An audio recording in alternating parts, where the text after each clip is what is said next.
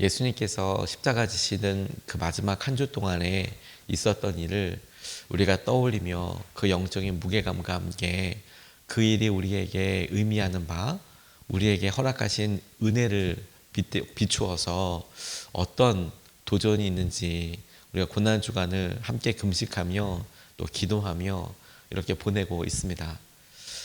당시 주님께서 십자가로 나아가는 길에서 겪으셨던 목요일에 해당되는 오늘은 우리에게 퍽 중요한 질문들을 하게 하는 일들이 참 많았습니다. 침묵의 날이라고 할 수 있는 수요일, 주님이 어떤 행적도 성경에는 적어도 기록되어 있지 않는데 학자들마다 주님께서 이렇게 보내셨을 거다, 제자들과 또 베다니에서 이런 삶을 사셨을 것이다 라고 하는 그 침묵의 날이 마치 목요일 오늘서부터 시작되는 급류처럼 손살같이 흘러가는 영적인 중요한 흐름들에 앞서서 중요한 의미와 무게감을 준다, 이렇게 어제 말씀드렸는데, 오늘 목요일에 해당되는 날에는 제자들과 함께 마지막 식사, 우리가 최후의 만찬이라고 부르는 마지막 식사 날이 오늘이었고, 그리고 제자들의 발을 씻겨주신 날도, 식사 후에 발을 씻겨주신 날도 오늘 해당되는 날이었고, 그리고 밤새도록 기도하시면서 하나님께서 주신 여러 일을 당신께서 기도로 순종하기 위하여 풀어내셨던 겟세마네의 기도가 오늘 저녁에 있었던 그런 중요한 사건이기도 했습니다. 수요일 침묵 속에 기다리셨던 그런 침묵에 비한다면 오늘은 우리에게 이 날이 온 거야? 그리고 이런 날이 처음에는 그냥 사고처럼 혹은 사건처럼 평생 오늘 일은 못 잊겠네. 주님께서 오늘 식사하실 때는 이런 말도 하셨네. 오늘은 기도 시간에 주님께서 습관을 좇아서 기도하시던 그 겟세마네 동산에 가서 기도하실 때 그때까지만 해도 제자들은 오늘은 특별히 나를 위해서 기도해달라고 하시는 주님이 오늘은 특별하게 기도까지 하게 하시네. 오늘은 졸았는데 깨우기까지 하셔서 기도 부탁을 하시네. 이렇게 생각할 뿐이었습니다. 그런데 그렇게 밤이 새고 나니 갑자기 잡으러 오는 로마 병정들의 손길과 그리고 어떻게 막아볼 수 없게 일어나게 된 일들을 제자들은 넋놓고 보면서 그 의미를 차마 떠올리지도 못할 그런 찰나의 순간들이 이어져 십자가 지시게 되시는 그런 충격적인 결과로 이어지게 되었던 것입니다. 우리가 이 즈음에 적어도 우리가 이런 영적인 현실들이 지나고 난 다음에 이 과정들을 말씀과 성경으로 볼 수 있는 우리는 그 쏜살같이 지나갔던 그 순간의 영적인 장면들을 통해 우리가 뭐가 준비가 안 되고 혹은 우리에게 무엇을 도전하시는지, 무엇을 보기 원하시는지 원하시는 주님의 도전에 우리가 좀 같이 주목해보고 그 의미를 누릴 수 있겠다라고 싶습니다. 오늘 우리가 읽었던 마태복음 27장 26절 말씀은 빌라도의 재판 과정에 있었던 한 절입니다. 그 빌라도의 재판 앞에도 헤롯에게도 가기도 하고 그리고 여러 대제사장들 앞에서 그렇게 재판을 받기도 하는 그런 과정들을 막 겪으시다가 마지막에 빌라도가 자기의 법정으로 끌려온 예수님을 십자가에 못 박아 내어주라고 이렇게 내어주는 바로 그 장면을 우리가 읽었습니다. 예수님을 향한 사람들의 환호는 사실 대단했습니다. 이 종려주일부터 시작됐던 그 마음이 바로 얼마 전에 그분을 향하여서 호산나 호산나 하나님께서 보내신 분이라고 다윗의 자손이라고 그렇게 외치면서 환호했고 여로했던 그런 사람들이 다들 돌아서서 그분의 죽음을 외면하거나 혹은 십자가에 못 박아야 한다고 차라리 바라바를 살려주어야 한다고 외치는 사람이 되었다는 점이 갖게 되고 보여주는 의미를 우리가 좀 살펴보고 싶은데 오늘 이 본문 말씀에서 단 한 단어로 나와 있는 그래서라는 단어 뒤에 숨겨진 의미들이 우리에게 참 중요하다라는 생각을 해보게 되었습니다. 그래서라는 말이 표현하는 말은 우리의 외면과 심지어 우리의 참여가 그런 일이 일어나는데 일조하게 되었다라는 의미라고 싶습니다. 오늘 26절 말씀을 보면 그래서 빌라도는 그들에게 바라바는 놓아주고 예수는 채찍질한 뒤에 십자가에 처형하라고 넘겨주었다, 이렇게 이야기하고 있습니다. 이 그래서 앞에는 어떤 말이 나오냐면 빌라도가 사람들에게 물어봐요. 어떻게 하면 좋겠냐고. 그리고 이 사람 죄 없다고도 얘기하고, 심지어 너희들 무죄한 사람, 죄가 없는 사람을 죽이는 것에 대한 핏값을 너희들이 받겠냐. 그랬더니 이 회중들이 우리들이 받겠다, 우리와 우리 자손들이 받겠다, 바라바를 풀어주고 예수를 십자가에 못 박아라, 막 이렇게 소리치는 장면이 나와서 그래서 빌라도가 예수님을 십자가에 못 박도록 넘겨주었다, 이렇게 나와 있는 겁니다. 빌라도는 예수님에 대해서 이 선고를 내리기 전에 아주 많이 고민했던 것처럼 마태복음은 이야기하고 있습니다. 먼저 자신의 아내가 자신에게 지난밤에 있었던 꿈 이야기를 하면서 많이 힘들었다. 오늘 그 사람은 무죄한 사람이니까, 죄가 없는 사람이니까 선고할 때, 재판할 때 꼭 알아서 그렇게 해줘야 한다. 아내가 그렇게 꿈 이야기를 하기도 하고, 아무리 살펴보아도 죄가 없어 보였기 때문에 죄 없는 사람이다, 이 사람. 심지어 예수님과 빌라도가 직접 이야기도 나눠봤어요. 사람들이 이렇게 이야기하는데 네가 왕이 맞냐? 나는 왕이지만 내가 속해 있는 나라는 이 땅에 속한 게 아니다. 하나님의 나라, 하나님의 나라이다. 그러니까 그런 여러 이야기를 들어보고 예수님과 생각해 만나보니 위협적이지도 않고 염려할 부분도 없어 보이고, 그래서 심지어 그 종교 지도자들한테 너희들의 법과 관련된, 그러니까 율법을 말하는 것이지요. 너희들의 종교법, 율법에 해당되는 일이면, 적어도 로마 사람들 입장에서는 너희들 법에 관련되는 일이면 너희들이 이렇게 해야지 라고 이야기할 정도였습니다.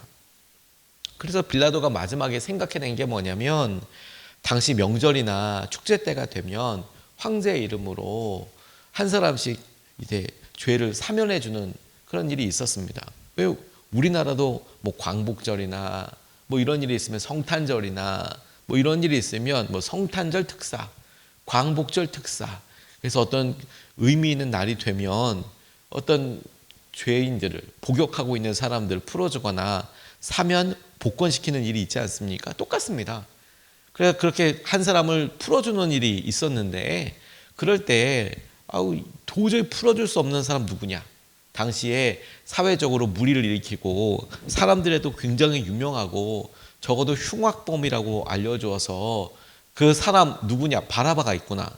그래, 바라바랑 두고 둘 중에 누구 풀어줄까? 한 사람은 풀어주는데 굳이 바라바를 선택한 이유도 사람들이 다 알고 있는 그 사람, 이 사람은 절대 풀어줄 수 없어 라고 생각할 만한 그런 사람, 그 사람 중에서 선택해라.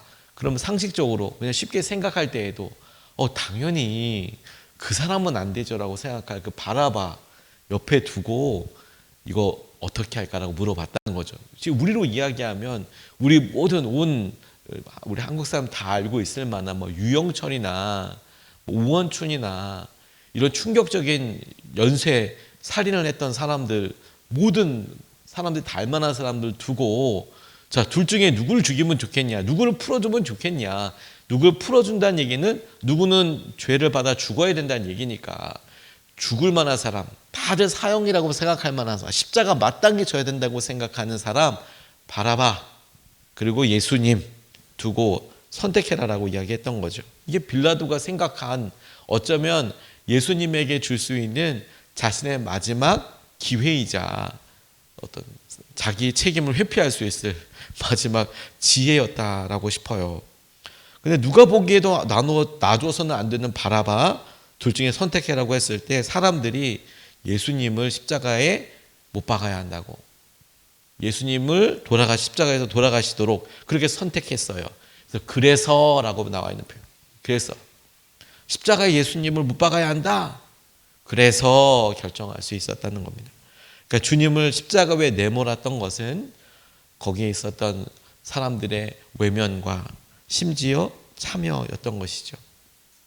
예수 했던 말, 혹은 그가 우리에게 보여줬던 친절, 그가 우리에게 했던 여러 기적의 열매들, 그래서 우리가 그분의 말을 듣고 하나님을 떠올리게 되기도 하고, 내가 아는 누가 어떤 사람이 죽을 만한 병에서 낫기도 하고, 그리고 그런 열심과 마음으로 쫓아다니면서 성전에서 이렇게 깨끗하게 할 때에는 막 마음이 시원해지기도 하고, 누가 저런 말 좀 안 해주나? 아무도 그런 말 하는 사람 없었는데 권위를 가지신 주님께서 사람들에게 이야기하고 바리새파 사람들이나 대제사장들을 무참하게 할 만큼 이게 하나님의 뜻이지, 그렇게 얘기해서 그 속 시원하게 했던 그런 사람들이, 와 그래 저분이 말씀하시는 그런 세상이 와야 돼, 이렇게 생각했던 사람들이 정작 주님께서 그렇게 몰리고 갔을 때에는 외면하지 못하고 외면해버리고, 혹은 그 가운데 한 구퉁이에 서서 참여하고 하는 사람이 되었습니다.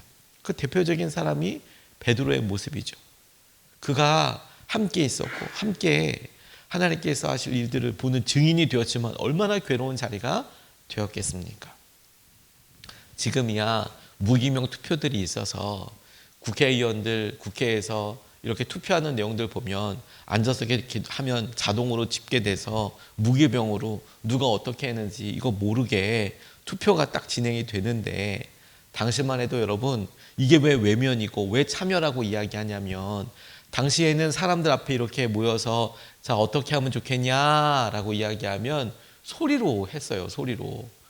그래서 어느 목소리가 더 크냐라고 이야기. 마치 저희들 여러분 우리가 장기자랑 한 다음에 모든 사람들이 있게 있는 자리에서 1등 2등 우리 가리기 너무 어렵네요. 자 이쪽 팀이 잘했다고 생각하는 분들 박수 한번 줘보세요. 이쪽 사람들이 더 잘했다고 생각하는 사람 박수 한번 줘보세요. 구분하기가 어렵네요. 어느 쪽인지 다시 한번 확실하게 해주세요. 이쪽이 잘했나 보네요. 소리가 이렇게 결정하는 거랑 똑같았습니다. 100%. 누구를 십자가에 못 박아야 할까? 누구를 풀어줘야 될까? 자, 이쪽? 바라바를 죽여야 합니다.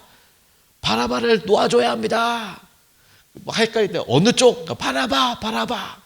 혹은 이쪽? 예수 이렇게 소리쳐서 그리고 예수를 십자가에 못 박으러 내주고 바라바를 풀어줘라 할 때, 베드로는 왜 거기서 모른 척하고 있었냐라는 것이 충격적이었냐면, 적어도 그 목소리 하나라도 보태기 위해서 예수를 풀어주시오, 예수님을 풀어주시오라고 할 때 베드로의 자리는 그 구퉁이에서 재판정에서 한쪽 구석에서 어떻게 결과가 이루어지고 있나 이런 게 아니라 적극적으로 재판장에 들어가서 소리를 크게 지르면서 예수님을 풀어달라고 목이 쉬도록 그렇게 얘기해야 하는 건 아니었겠어요? 제자들 그런 일이 있으면 재판이 어떻게 이어진다는 거 뻔히 알 텐데 우르르 다 몰려가서 예수님을 풀어달라고 그게 소리 질러야 되는 건 아니겠습니까? 근데 예수님 잡혀간다고 하는 그 순간에 다 외면하고 도망쳤다는 거예요. 그래서 그 베드로의 마음이 안타깝고 그런 힘든 일을 우리에게 보여지는 것이죠.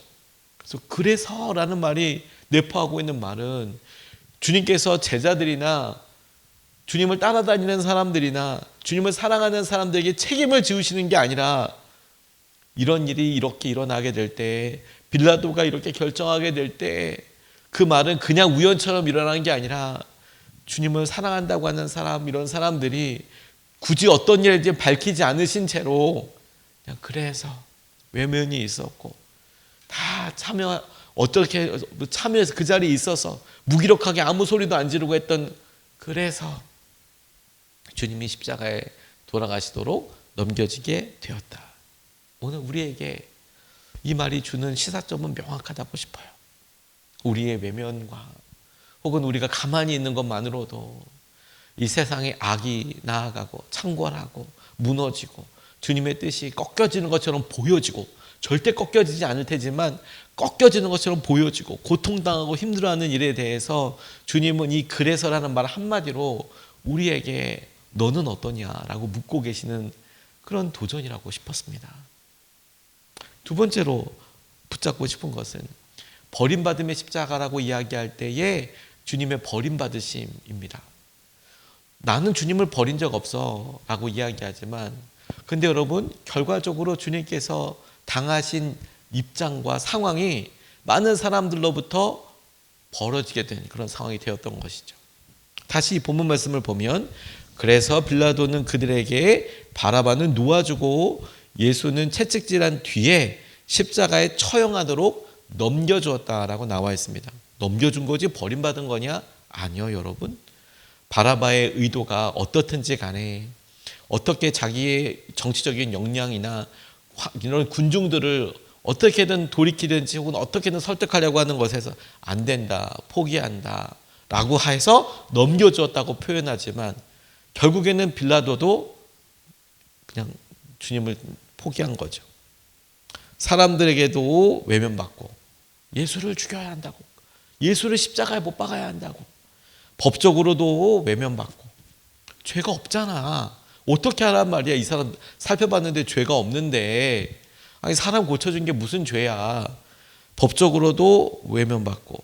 그리고 이 모든 과정 가운데 주님께서도 밤새도록 기도하시면서도 했던 기도의 내용이고, 이 어떤 과정에서도 한 번쯤은 등장하셨을, 아니 주님께서 비둘기처럼 성령도 내려주시고 그렇게 하셨는데 그 어느 과정에도 하나님은 아무런 말씀도 하지 않으시고 십자가를 지시고 마지막 힘까지 쏟아내셔야 했을 때에도, 심지어 그때에도 하나님은 아무 말씀하지 않으셨어요.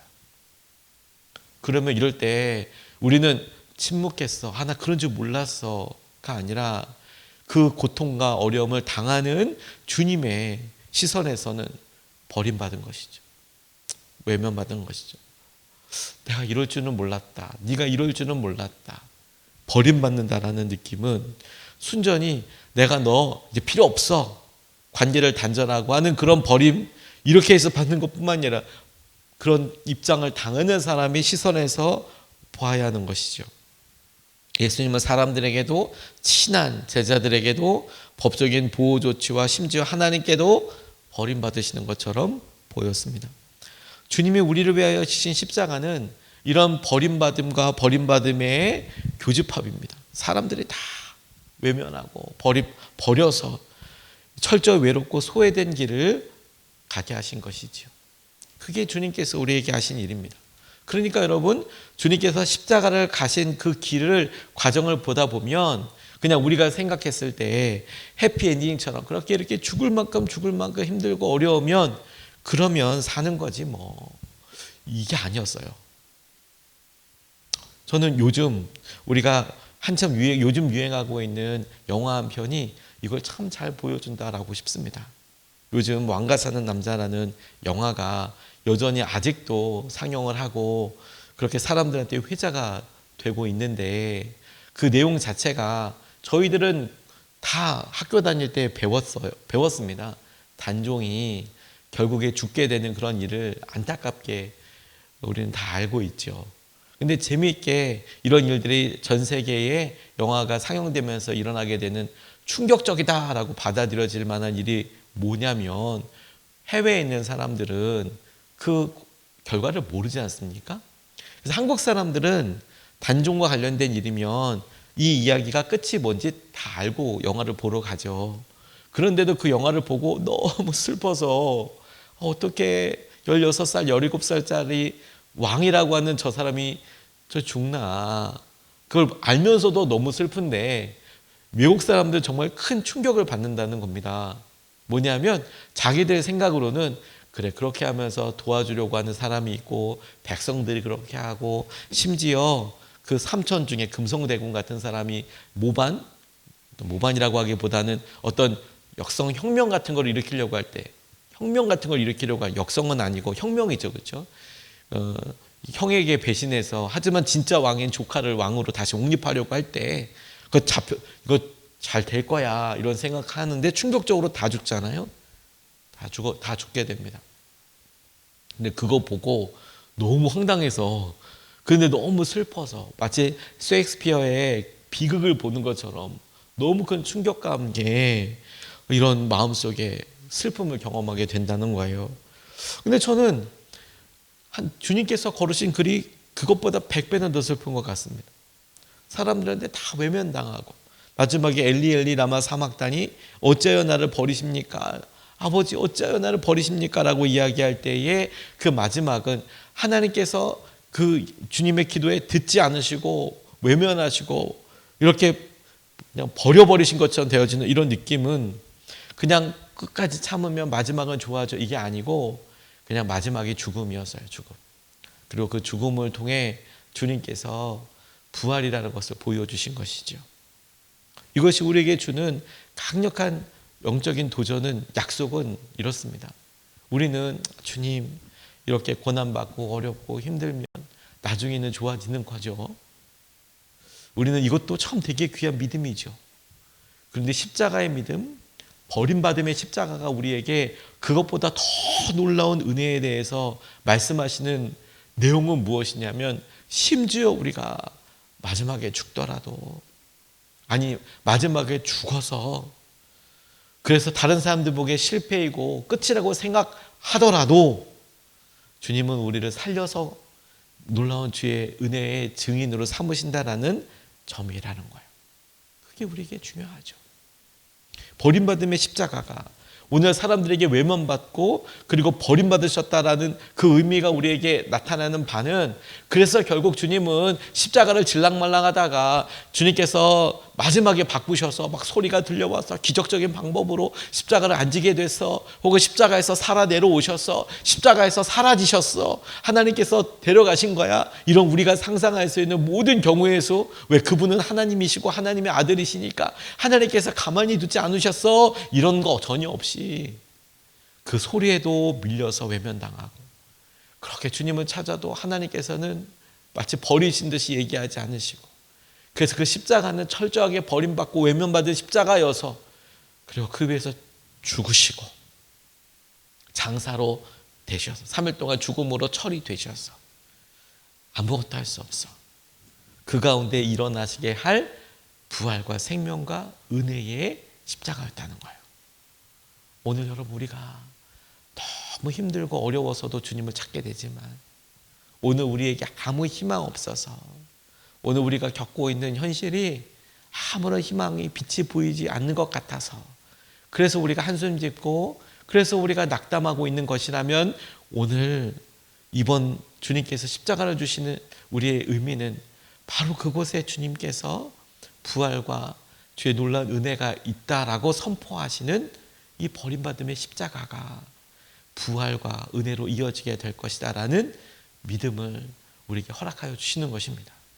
우리가 이것을 굳게 붙잡고, 주님 우리의 끝과 오늘 우리에게 보여주실 이 십자가의 은혜가 우리를 살리고, 하나님이 우리가 기대하지도 못했던 생명으로 우리를 살려주시는 것을 오늘도 우리가 온전히 붙잡고 주님과 함께 나아갈 수 있게 해주십시오. 이렇게 우리가 같이 함께 기도하고 싶습니다.